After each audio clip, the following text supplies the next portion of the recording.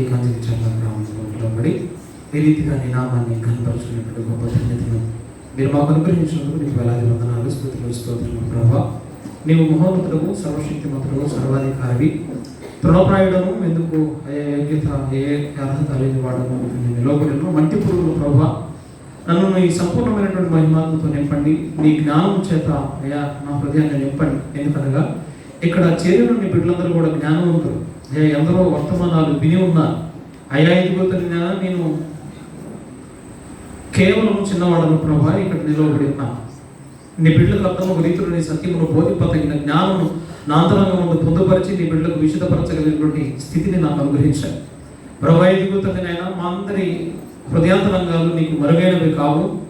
అయ్యా ఇదిగో నాయన మా హృదయంలో నీ వాక్యం నిలిచి ఉండే నిమిత్తం మాలో కలుగుతున్నటువంటి దురాలోచనలు, దుష్టతలంపులన్నీ కూడా క్రీస్తు నామం ముందు లయపరిచి నీ మాటను మా హృదయం ముందు భద్రపరుచుకోవడానికి కావలసినటువంటి శ్రేష్టమైనటువంటి జ్ఞానం మా అంతరంగాల్లో ఉంచుమని, వినుబుద్ధిని మా హృదయంలో పుట్టించుమని, దురద చెవులు కలిగిన వారుగా కాకుండా అయా ఆత్మ సంబంధమైనటువంటి చెవులతో ప్రభు నీ జ్ఞానమును సమకూర్చుకునేటువంటి కృప దయచేసి మీరు మహిమ పొందమని యేసు ప్రశస్త నామములో అతి మిక్కిలి వినయంగా వేడుకుంటున్నాం పరమ తండ్రి, ఆమేన్. దేవుని యొక్క మహాఘనమైన ప్రశస్తమైనటువంటి పరిశుద్ధమైనటువంటి నామమునకు ఘనత, మహిమ, ప్రభావములు కలుగును గాక. గట్టిగా చెప్పండి, ఇంకా గట్టిగా. ఈ రాత్రికాల సమయంలో దేవుని యొక్క పరిశుద్ధ వర్తమానమును వినుటకు కూడి వచ్చినటువంటి దేవుని బిడ్డలైనటువంటి మీ అందరికీ కూడా మన ప్రభువును మన రక్షకుడునైన యేసుక్రీస్తు ప్రభుల వారి అతి పరిశుద్ధమైన నామం పేరిట మీ అందరికీ నా హృదయపూర్వకమైనటువంటి వందనాలు తెలియజేస్తున్నాను. అందరికీ వందనాలను. ఈ రాత్రికాల సమయంలో ఈ రీతిగా నేను ఇక్కడ దాకా రావడానికి మూల కారణస్తులు మరి డెన్రీ చైర్మన్ గురువులు సురేష్ అయ్య గారిని నేను చూడటం అయితే మొదటిసారి. అంటే వాస్తవానికి చాలాసార్లు మీటింగ్స్లో చూశాను, కానీ ఈ వ్యక్తి అనే విషయం నాకు తెలియదు. ఈ రీతిగా చిన్నవాడనే నన్ను ప్రేమించి ఇక్కడ దాకా నన్ను పిలిచేటువంటి ఆ మనస్సాక్షిని మరి అయ్యగారు అంతరంగా ఉంచుకొని నన్ను ఇక్కడ దాకా పిలిచినటువంటి మరి అయ్యగారికి నా హృదయపూర్వకమైన వందనాలు తెలియజేస్తున్నాను. అదేవిధంగా అమ్మగారికి కూడా నా ప్రత్యేకమైనటువంటి వందనాలు తెలియజేస్తున్నాను. ఇంకా నా ప్రియ స్నేహితులు, ఆప్తులు, మంచి ఆత్మీయులు చామయ్య గారు మీ అందరికీ విదితారు, మీ అందరికీ తెలిసినటువంటి వారు. మరి అయ్యగారు నన్ను ఎంతో ప్రేమించి ఎక్కడున్నా నేను అయ్యగారికి ఏ రోజు కూడా కాంటాక్ట్ అయ్యి అయ్యగారు ఒకసారి నన్ను పిలవండి, నేను మీతో మాట్లాడతాను, లేకపోతే మీ మందిరం నన్ను పిలవండి అని నేను ఎప్పుడు అయ్యగారిని అడగలేదు. లాస్ట్ ఇయర్ ఒకసారి ఫోన్ చేశారు, వీరుల్లో పాటు రావాలి అయ్యగారు అని అంటే తప్పకుండా వస్తాను అయ్యగారు అని చెప్పి నైట్ బయలుదేరి వెళ్ళి అక్కడ చూసుకుని మళ్ళీ వెళ్ళిపోయాను. రీసెంట్గా ఈ సంవత్సరంలో 2 సార్లు మన వీరుల పాటు తర్వాత కొండతలపల్లి రావడం జరిగింది. ఇలా నన్ను ప్రేమించి అన్ని విషయాల్లో మంచి ఒక ఆత్మీయుడిగా నాకు ఈ దేవుని దివ్యమైనటువంటి పరిచర్యలో ఒక మంచి ఆత్మీయులుగా శామయ్య గారు నాకు ఈ పరిచర్య బంధాన్ని కలిగించినందుకు అయ్యగారికి వారి కుటుంబానికి ప్రత్యేకమైన వందనాలు తెలియజేస్తున్నాను. థ్యాంక్ యూ సో మచ్ అయ్యగారు. రైట్, ఇక మనం వర్తమానంలోకి వెళ్ళడానికి ముందు ఇప్పుడు దాకా మీరు పాటలు పాడారుగా, పాడారు, బాగా పాడారు, చాలా బాగా పాడారు. కోయల ముందు గాడిద కూస్తే ఎలా ఉంటుంది? ఎలా ఉంటుంది? బాగుంటుందా? నేను కూడా ఒక గాడిదని.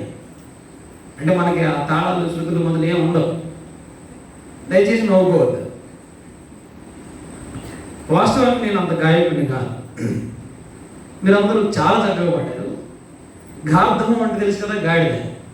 ఈ గార్ధమాన్ని కూడా ఒక పల్లవి చరణం పాడమంటారా? గట్టి చేపట్లా? రైట్, సరే పాడుకోండి. స్థాపించలేదే తరగతులు,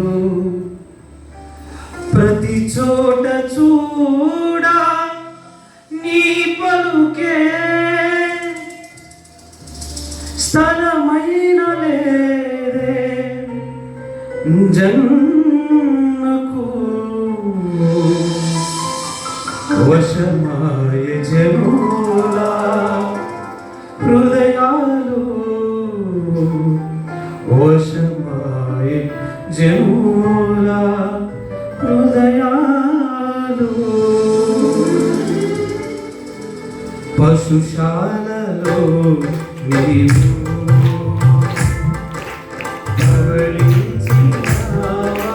పరమాత్ముడవే నీవు పసిపాలుడు పసిపాలుడవు కావు పశుశాలలో నీవు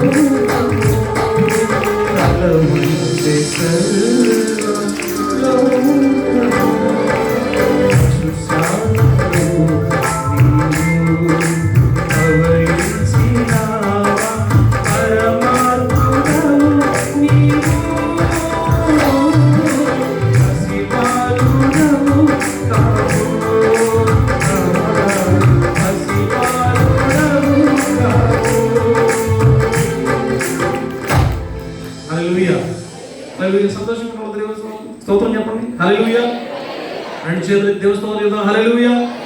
ఇందాక ఆమేన్ అన్నప్పుడు ఒక మాట చెప్పా. హల్లెలూయా. ఆమేన్ అన్నప్పుడు ఒక మాట అడిగా. ఏమడిగారు? గట్టిగా చెప్పండి అన్నాను. బాగా గుర్తుపెట్టుకుని దేవుని స్తోత్రం చెప్పండి. హల్లెలూయా. హల్లెలూయా.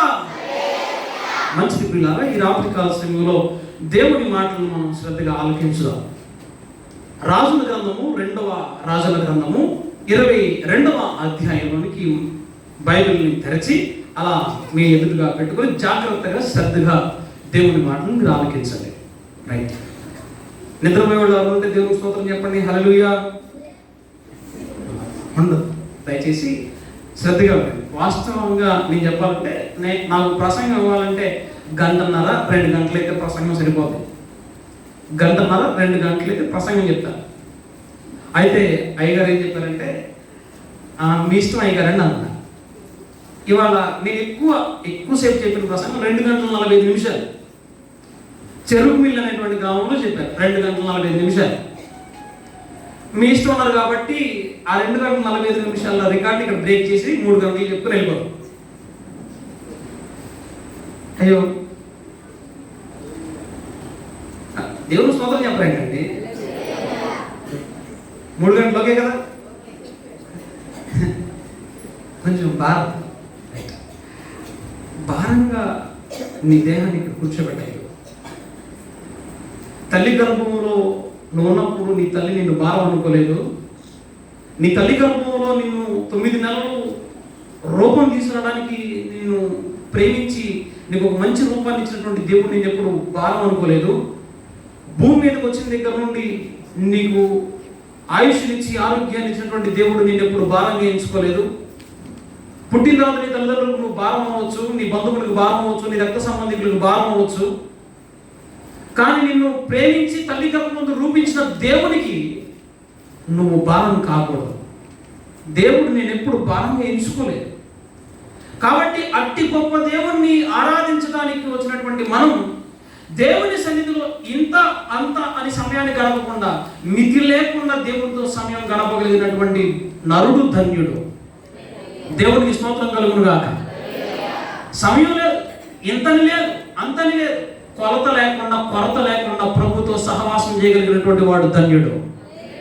ప్రభునందు ప్రియమైన దేవుని బిడ్డలారా, ఇక్కడ మనం అందరం కూడా చాలా చిన్నవారం. మన ఆయుష్కాలం చాలా చిన్నది. మనం అల్పులం స్వల్పులం, ఎంతలో కనబడి అంతలో మాయమైపోయేటువంటి ఆవిరి వంటి వాడు. కాబట్టి మనకు అతిశయం ఎలా? దేవునితో ఎక్కువ సమయాన్ని గడపడానికి ప్రయత్నం చేద్దాం. 3 గంటలు అనేటువంటి మనసుని, ఆ మాటని మనసులో పెట్టుకొని మీ హృదయాలను కలవరపడనివ్వద్దు. ఎందుకంటే అదొక బాధ. కాబట్టి మీ హృదయంలోనూ కలవరపడనివ్వడం ప్రభువు చెప్పాడు. నేను కూడా అంతసేపు చెప్పనులే, మీరు సంతోషంగా పెట్టండి ముఖాలు. రైట్, దేవుని మాటలను మనం ధ్యానం చేద్దాం. చదవండి, మొదటి వచనం దగ్గర నుండి. యోషియా ఏలన ఆరంభించినప్పుడు 8 ఏళ్ల వాడై యెరూషలేమునందు ఎన్నమ్మా 31 సంవత్సరాలు ఏలుబడి చేశాడు. ఎవరట రాజుగారు? ఆయన పేరేంటి? యోషియా. యోషియా అనేటువంటి రాజు ఎన్నేళ్ల ప్రాయంలో రాజు అయ్యాడు? ఎన్నేళ్ల ప్రాయం? 8 ఏళ్ళకి. ఎవరు రాజు అంటే నమ్ముతారా? ఎన్నేళ్ళకి? 8 ఏళ్ళకి. ఇక్కడ 8 సంవత్సరాల పిల్లలు ఎవరున్నారు? ఒకసారి ఉంచండి అమ్మా. 8 సంవత్సరాల పిల్లలు. అక్క నీకు 8? 8? Very good. ఇంకో తల్లి ముందుకు రా.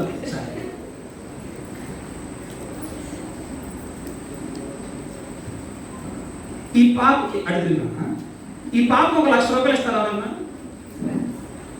ఎందుకని అమ్మ? 1 లక్ష రూపాయల విలువ తనకు తెలియదు. పోనీ ఒక 10,000 రూపాయలు ఇస్తారా? ఎందుకని?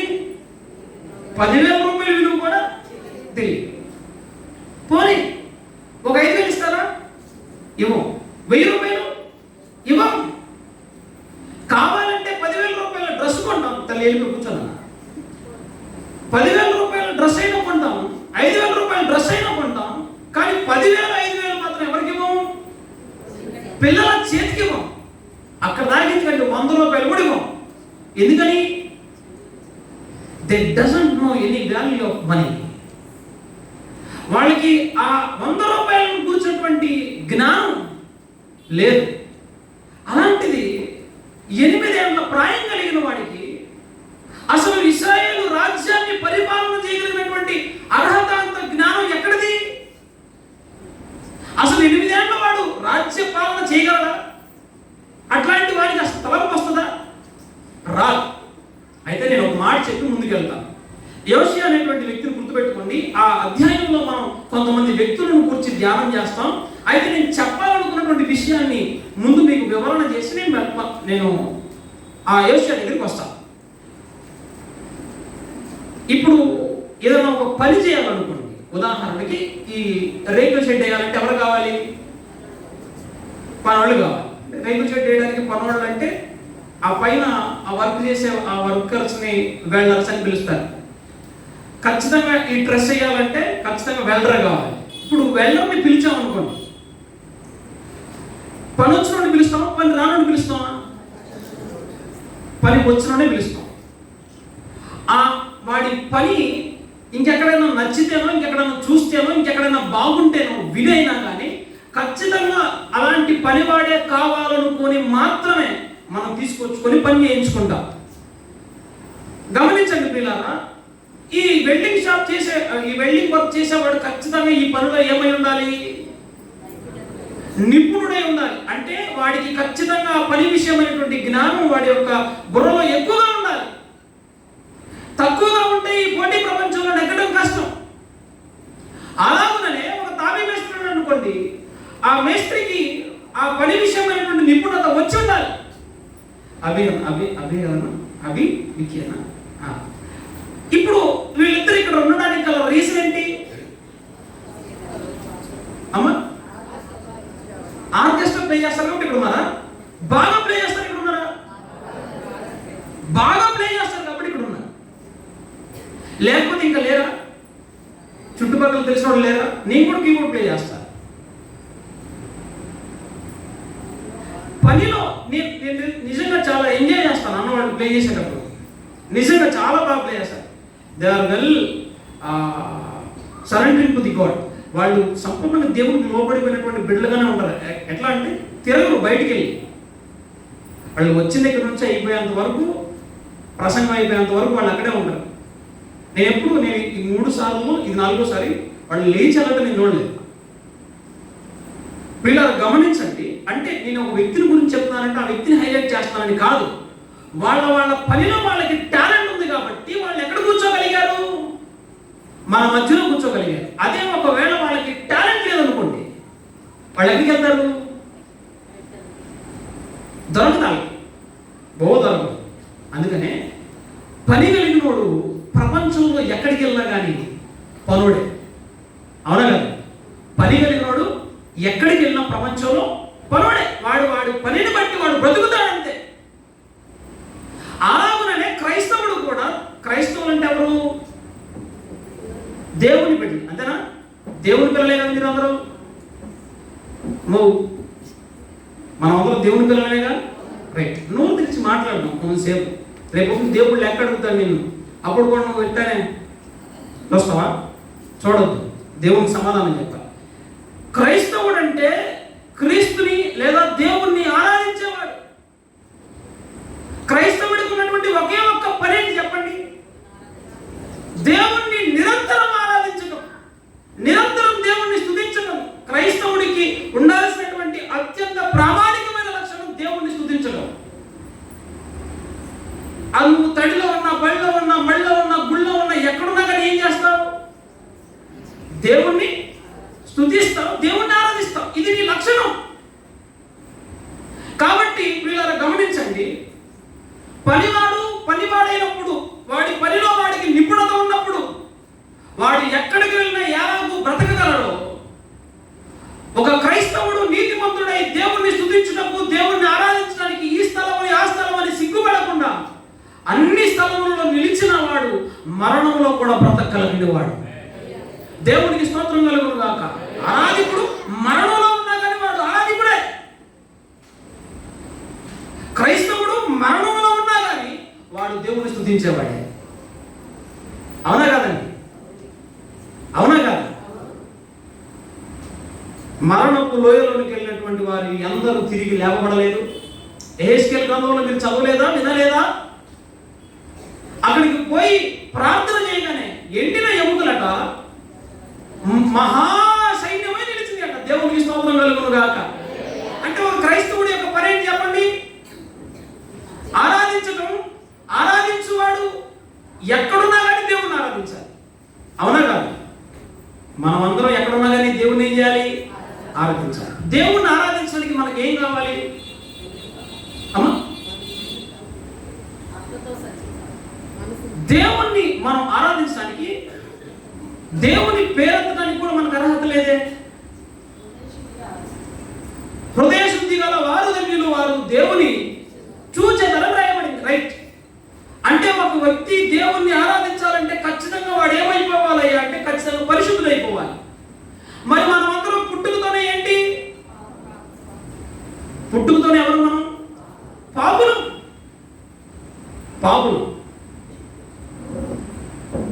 పాపులమైనటువంటి మనం దేవుణ్ణి ఎలా ఆరాధించగలం? బాప్తిసం పొంది, మారు మనసు పొంది, నమ్మి బాప్తిసం పొందడం వల్ల దేవుణ్ణి ఏం చేస్తున్నాం? ఇప్పుడు ఆరాధిస్తాం. రైట్? ఇక్కడ బాప్తిసం పొందిన మన చేతులతో ఒకసారి గబగబా ఎత్తండి. రైట్. బాప్తిసం పొందినటువంటి మనం పొందిన దగ్గర నుండి ఇప్పటి వరకు ఎంత నీతిగా ఉన్నాం ఒకసారి ప్రశ్నించుకుందాం. నేను అన్ని చోట్ల అడిగాను, మిమ్మల్ని కూడా అడుగుతున్నా. బాప్తిసం పొందిన దగ్గర నుంచి ఎంతవరకు అబద్ధం ఆడడం చేతులు అతన్ని.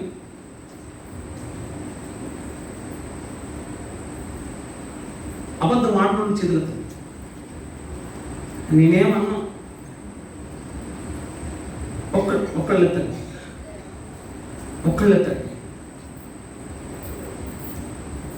నేను ఈ పొరుగు వారిని ద్వేషించలేదు అన్నవాడి చేతులు ఎత్తండి. నేను బూతులు తిట్టలేదండి బాప్తిసం తీసుకున్న దగ్గర నుంచి అన్నవాడి చేతులు ఎత్తండి. 1 2 3. రైట్. మీ దేవుడే తీర్పు. ఇంకా నేను అన్ని విషయాల్లో బాప్తిసం పొందిన దగ్గర నుంచి ఇప్పటి వరకు నీతిమంతులుగా ఉన్నానని చేయొద్దు. అవదా? కష్టమా కదా? ఇప్పుడు మనం అందరం, మీరు ఒక మాట చెప్పారు, మనం అందరం ఎవరు అంటే దేవుని పిల్లలు ఉన్నారు. దేవుడు పరిశుద్ధులైనప్పుడు దేవుని పిల్లలు ఏమవుతారు? పరిశుద్ధులు అవ్వాలి. కానీ మనం దేవుని పిల్లలు అని చెప్పుకున్నాం, కానీ మనం పరిశుద్ధులము అనడానికి ఏదైనా ఆధారం ఉందా? ఇంకా మన నోట అబద్ధం ఉంది, కపటత్వం ఉంది, మనలో ద్వేషం ఉంది, పగ ఉంది, అసూయ ఉంది, కలహం ఉంది, పగలు, కక్షలు, కార్పణ్యాలు మన అంతరంగాల్లో ఇంకా పులుపుకుంటూనే ఉన్నాం. కానీ ఇంకా మనలో ఏమి లేదు? పరిశుద్ధత లేదు. ఇప్పుడు చెప్పండి, మనమందరం కూడా క్రీస్తుని ఆరాధించాలంటే సగటు వ్యక్తి ఏమై ఉండాలి? పరిశుద్ధుడై ఉండాలి. పరిశుద్ధుడికి వచ్చినటువంటి ఒకే ఒక్క పని దేవుణ్ణి ఆరాధించడం.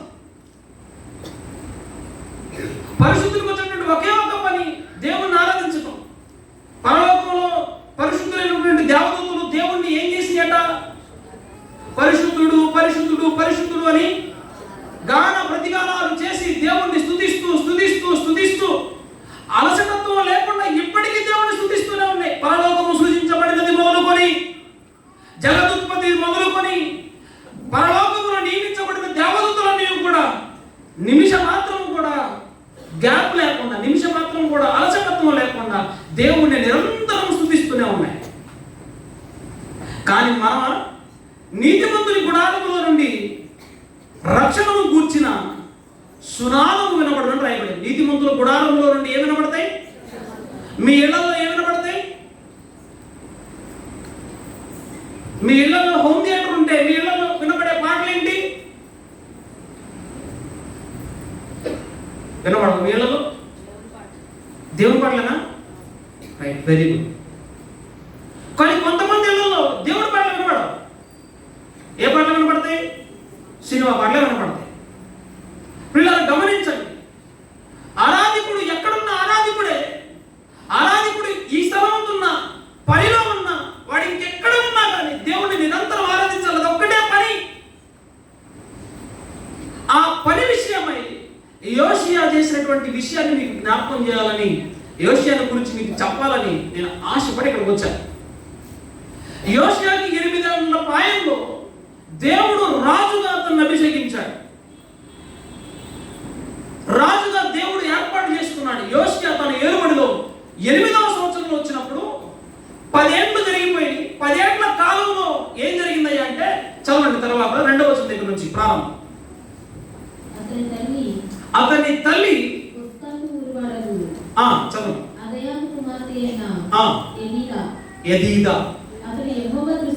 అతడు యెహోవా దృష్టికి యథార్థముగా నడుచుచు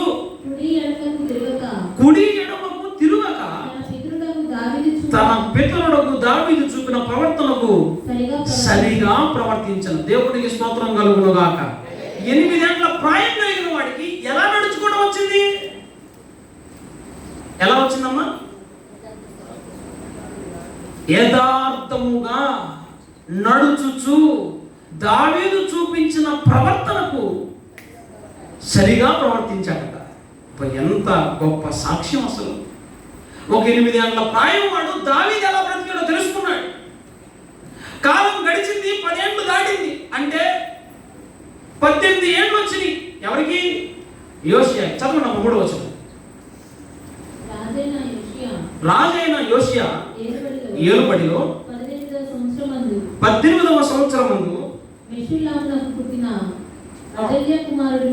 అజల్యా కుమారుడును శాస్త్రీయుమైన షాఫానును యెహోవా మందిరమునకు పొమ్మని చెప్పి రాజు అతనితో ఇలాగూ సెలవిచ్చెను, నీవు ప్రధాన యాజకుడైన హిల్కీయా యొద్దకు వెళ్ళుము.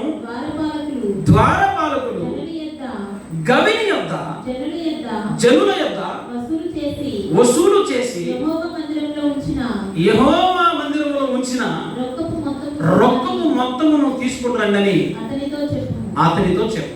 మన్నించండి పిల్లారా, ఇక్కడ యోషియా షాఫానును పిలిచి హిల్కీయా దగ్గరికి వెళ్ళి, ద్వారపాలకులు గవిని యొద్ద పొందుపరిచినటువంటి కొంత సొమ్ము ఉన్నాయా, అది యెహోవా మందిరంలో ఉంది, దాన్ని తీసుకొని రండి అని చెప్పని పిలిపించాడు. ఈ క్రమం చెప్తున్నాను. అక్కడ మనకి పరిచయమైనటువంటి వ్యక్తులు యోషియా, హిల్కీయా, షాఫాను అనేటువంటి ముగ్గురు వ్యక్తులు మీరు గుర్తుపెట్టుకోండి. ఈ ముగ్గురు వ్యక్తుల్ని దేవుడు చాలా ప్రత్యేకమైనటువంటి పాత్రలుగా ఆ రాజుల గ్రంథంలో పొందుపరిచాడు. పిల్లలు గమనించండి, ఎప్పుడైతే యెహోవా మందిరంలో ఉన్నటువంటి శిథిలమైపోయినటువంటి వాటిని, తర్వాత వచనాల్లో చెప్తాడు అనమాట, శిథిలమైపోయినటువంటి యెహోవా మందిరాన్ని బాగు చేయాలనేటువంటి ఆలోచన 18 ఏండ్లకి 8 ఏండ్లకి దావీదు ప్రవర్తనకు సరిగా ప్రవర్తించాడు. 18 ఏండ్లకి దేవుని మందిరాన్ని బాగు చేయాలనేటువంటి ఆలోచన. ఎన్ని ఏండ్లకి? ఇక్కడ 18 సంవత్సరాల నుండి అవరస్తులు చాలా మంది ఉంటారు. ఉన్నారా లేదా? చేతనుండే తప్పం లేదు, మిమ్మల్ని నేనేం క్రిటిసైజ్ చేయను. 18 సంవత్సరాలు ఉన్నటువంటి ఎవరి బిడ్డలు ఎవరున్నారు లేదా? దేవుడి స్తోత్రం కలుగుతుంది. అందరూ ముసలు అయితే ఒక 18 ఏళ్ల ప్రాయం ఉన్నవాడు యెహోవా మందిరాన్ని బాగు చేయాలనేటువంటి ఆలోచన రావడం. ఈరోజు 18 ఏళ్ల ప్రాయంలో ఉన్నవాళ్ళు, ఈరోజు 8 ఏళ్ల ప్రాయంలో ఉన్న వాళ్ళ దగ్గర ఫోన్లు ఉంటాయి. ఉంటాయా? 8 ఏళ్ల ప్రాయం ఉన్నవాడి దగ్గర ఫోనే ఉంటుంది. ఆ ఫోన్ తీసుకొని చూడండి దగ్గర నీ వల్ల వద్దా? వాడిని నువ్వు కంట్రోల్ చేస్తున్నావు, నీ వల్ల వద్దా? అవ్వదు. వాడే నిన్ను కంట్రోల్ చేస్తాడు, వాడే నిన్ను కంట్రోల్ చేస్తాడు. ఇది నిజం. ఒక ఫోన్కి సంపూర్ణంగా 8వ సంవత్సరం వచ్చేటప్పటికి వాడు ఎడిక్ట్ అయిపోతుంది దానికి. అలాంటిది 18 ఏళ్ల ప్రాయంకి వచ్చేటప్పటికి 18 ఏళ్ల కుర్రోడు అసలు నీ మాట వింటాడా? 8 ఏళ్ల ప్రాయం వాడు నీ మాట విన్నప్పుడు 18 ఏళ్ల ప్రాయం కలిగిన వాడు నీ మాట వింటాడు? అసలు సాధ్యం కాదు. కానీ 8 ఏళ్ల ప్రాయానికి యథార్థంగా నడుచుకోవడం వచ్చింది. 18 ఏళ్ల ప్రాయం వచ్చేటప్పటికి యెహోవా మందిరాన్ని బాగు చేయాలి. ఏమైంది యెహోవా మందిరానికి? యెహోవా మందిరానికి ఏమైందండి అమ్మా? శిథిలమైపోవడానికి గల కారణం ఏంటి? ఈరోజు సంఘం ఐక్యమత్యంతో లేకపోవడానికి కారణం ఏంటి? ఈరోజు సంఘంలో మనమందరం యథార్థవంతులుగా బ్రతకలేకపోవడానికి కారణం ఏంటి? పేరు గొప్ప ఊరు తిప్ప అనేటువంటి మాట అన్నారు కదా. చాలా మంది క్రైస్తవులు మేము పుట్టుకతోనే మాది సిఎస్ఏ అండి, మాది కోస్తే మా బ్లడ్ లో కూడా ఏం ప్రవహిస్తుంది? శేష రత్నం మా పితరులు పుట్టుకతో పుట్టారు. మేము చిన్నప్పటి నుంచి పుట్టుకతోనే క్రైస్తవులు అండి అని చెప్పుకునేవాళ్ళు చాలా మంది ఉన్నారు. పిల్లరా, నిన్ను కోస్తే రావలసింది శేష రక్తం కాదు, నిన్ను కోస్తే రావలసింది నీ రక్తం కూడా కాదు, నిన్ను కోస్తే రావాల్సింది క్రీస్తు రక్తమే. అంతగా పరిపూర్ణమైపోవాలి, సొంతమైపోవాలి నా యేసుకు. మీరు అమర గాయకులండి బాబు, మీరు ఆపకూడదు, వచ్చిన పాటని పాడటమే అన్నా. మీరు మ్యూజిక్ కొడితే నాకు కొడతారు. సొంతమైపోవాలి నా యేసుకు, మిళితమై పోవాలి నా ప్రియునితో, సొంతమై మిళితమై యేసుతో ఏకమై, సొంతమై మిళితమై యేసుతో ఏకమై, ఎగిరి వెళ్ళిపోవాలి నా ప్రియునితో.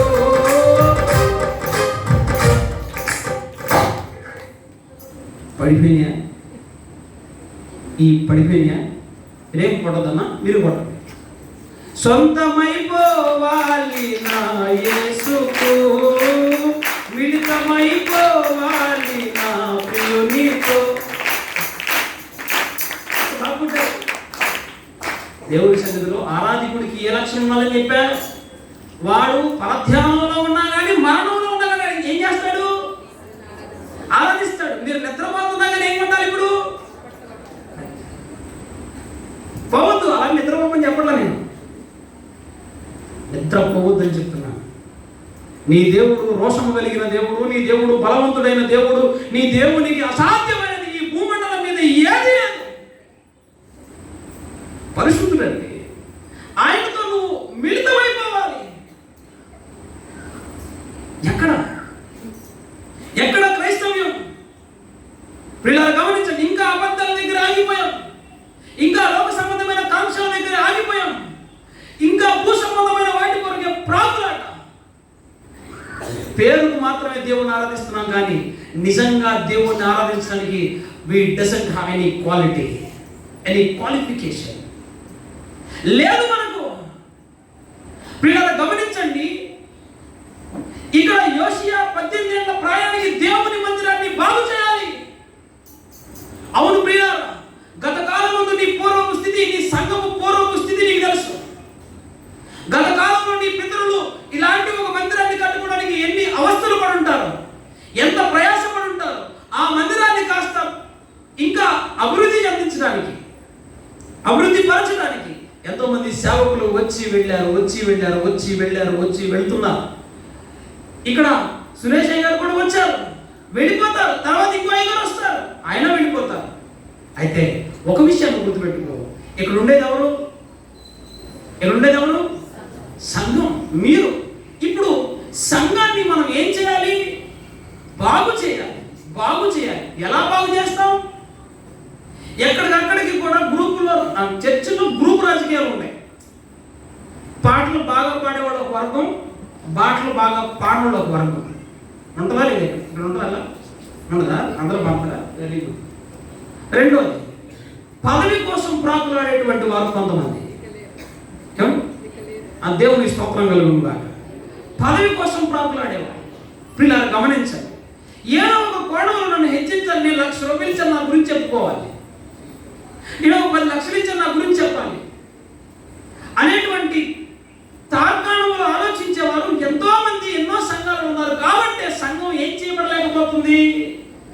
బాగుపరచబడలేకపోతుంది. కుళ్ళుతో కుశుద్ధాలతో నింపబడ్డాం. పిల్లలు గమనించండి, సంఘం బాగుపడలేకపోవడానికి గల కారణం ఏంటంటే మనం నిత్యం ప్రార్థనా పరులం కాలేకపోవడమే. యెహోవా మందిరానికి ఏమైపోయిందనంటే ప్రార్థన అనేటువంటి బలిపీఠం కూలిపోయింది. అక్కడ యెహోవా మందిరంలో బలిపీఠం శిథిలమైపోయింది. అక్కడ ప్రార్థన లేదు, ప్రార్థించేవాడు లేడు. అక్కడ అన్య మతాలు స్థాపించబడ్డాయి, అన్య మత దేవతల విగ్రహాలు స్థాపించబడ్డాయి. బయలు దేవతకు మ్రొక్కారు. యెహోవా మందిరంలో దేవుని ఆరాధించేటువంటి పరిశుద్ధమైన స్థలంలో హేయమైనటువంటి వస్తువులు పెట్టారు. శిథిలమైపోయింది. అవును, నీ అంతరంగమందు సజీవుడును నిత్యుడును అసమానమైనటువంటి తేజోమయుడైనటువంటి యేసుక్రీస్తు నివసించాల్సినటువంటి నీ హృదయమును దేవాలయంలో కూడా ఎన్నో రకాలైనటువంటి దేవతలను నీ అంతరంగమందు పెట్టుకొని ప్రభు అయినటువంటి క్రీస్తుని సంపూర్ణంగా నువ్వు ఆరాధించలేకపోతున్నావు. రోమీయులకు రాసినటువంటి పత్రిక 12వ అధ్యాయం 2వ వచనంలో ఈ మాట రాయబడింది. రోమీయులకు రాసినటువంటి పత్రిక 12వ అధ్యాయం 2వ వచనం, కాబట్టి మీరు ఈ లోక మర్యాదను అనుసరింపక ఉత్తమమును అనుకూలమును సంపూర్ణమునైన దేవుని చిత్తమేదో పరీక్షించి తెలుసుకోవడం వలన మీ మనసు మారి, మనసు ఏమవ్వాలన్నాడు? రోమపత్రిక 1వ అధ్యాయం 1వ వచనంలో అపోస్తలుడైన పౌలు చెప్పిన మాట ఏంటో తెలుసా? రోమాలో ఉన్న పరిశుద్ధులందరికీ అన్నాడు. రోమాలో ఉన్న ప్రియులందరికీ అనగా పరిశుద్ధులుగా ఉండడం పిలువబడిన వారందరికీ. ఏమండి, పరిశుద్ధులకు ఒక మాట చెప్తున్నాడు. కాబట్టి మీరు ఈ లోక మర్యాదను, పరిశుద్ధులు ఏమనుసరిస్తున్నారు? లోక మర్యాదను అనుసరిస్తున్నారు. పరిశుద్ధులు ఏమనుసరిస్తున్నారు? లోక మర్యాదలు కోరుకుంటున్నారు. ఉదాహరణకి ఒక బిల్డింగ్ కట్టుకోవాలి. ఇప్పుడు మనం బిల్డింగ్ కట్టుకోవాలంటే ఏం చేయాలి? ముందు స్థలం కావాలి, మనకు కావాల్సిన డబ్బులన్నీ సమకూర్చుకున్న తర్వాత మనం పిలిచే వ్యక్తి ఎవరు? అమ్మా, సిద్ధాంతి. సిద్ధాంతి రాకపోతే రాద్ధాంతమే. అవునా కదా? సిద్ధాంతి రావాలి. సిద్ధాంతి ఏం చేస్తాడు? వాస్తు వేస్తాడు. వాస్తు వచ్చి ఖచ్చితంగా అన్ని రకాలు ఉంటుంది. ఏమన్నా ఒక మాట అడుగుతాను, భూమి నిలకడగా ఉంటుందా, తిరుగుతూ ఉంటుందా? తిరుగుతూనే ఉంటుంది కదా. దిక్కులు మారిపోతూ ఉంటుంది. ఎప్పటికప్పుడు ఏమవుతుంది? దిక్కు మారిపోవలసింది. మరి ఈ కాలగమనంలో భూమి చుట్టూ తిరుగుతూనే ఉంటుంది. సూర్యుడి చుట్టూ, చంద్రుడి చుట్టూ తిరుగుతూనే ఉండాలి. నిలకడగా ఉంటుందా? ఉండదు. వీళ్ళ గమనించండి, నువ్వు ఎన్ని యుగాలు పరీక్షించినా కానీ భూమి నిలకడగా ఉండదు, అది తిరుగుద్ది. భూమిని దేవుడు శూన్యంలో వేలాడదీశాడనే సంగతి ఉంది. కాబట్టి ఇప్పుడు క్రైస్తవులు కూడా ఇల్లు కట్టుకోవాలంటే ఖచ్చితంగా ఎవరిని పిలవాలి? సిద్ధాంతిని పిలవాలి. సిద్ధాంతి పిలిచి ఏం చేయాలి? ఇప్పుడు సిద్ధాంతిని పిలుస్తారు, అదంతా బాగానే ఉంటుంది. నాకు అత్యంత చెడ్డ చిరాకే విషయం ఏంటో తెలుసా? వాళ్ళు ఇల్లు స్టార్టింగ్ చేయడానికి ఆయనతో అయిపోయిన తర్వాత, ప్లానింగ్ అయిపోయిన తర్వాత, ఇప్పుడు పునాది వేయాలంటే ఎవరిని పిలవాలి? ఎవరిని? పాస్టర్ గారిని పిలవాలి. పాస్టర్ గారిని పిలిచి ఏం చేయమంటారు? ప్రార్థన చేయమని ప్రేరాలు వహించి తర్వాత